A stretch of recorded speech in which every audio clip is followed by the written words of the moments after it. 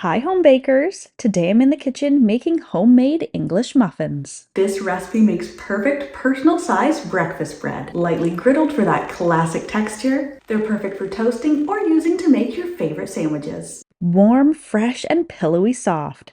Spread on some butter to melt into every warm nook and cranny, or turn into Eggs Benedict.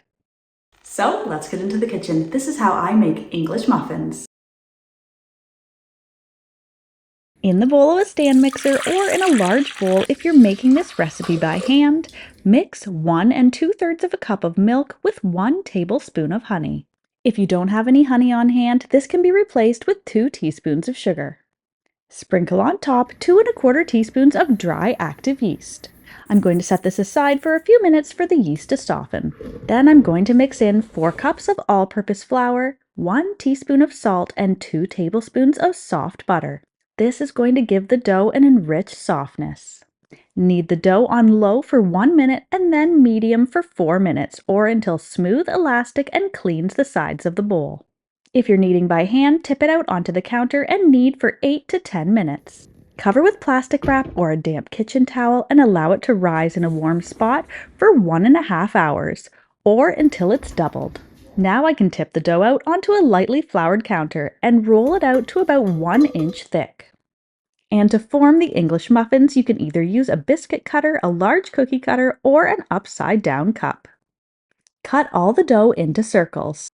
Gather the scraps back together and then cut the rest of it into circles again. Now I'm going to coat each side of the dough in cornmeal and place them on a tray to rise for 1 hour or until just about doubled again. This will prevent the dough from sticking to the tray as it rises. And while I'm waiting for the English muffins to rise, I'm going to preheat a griddle or frying pans to low heat. Once the dough has risen, I'm going to gently place the dough muffins onto the griddle or frying pan, being careful not to deflate the dough. Allow them to cook and brown for 7 minutes. Then gently turn them over and cook on the other side for 7 more minutes. You'll have to do this step in batches. If you prefer to skip the frying pans, you can do this whole process in a 450 degrees Fahrenheit or 220 degrees Celsius oven. Place a baking sheet or a pizza stone inside the oven to preheat. Then bake the English muffins for 7 minutes per side.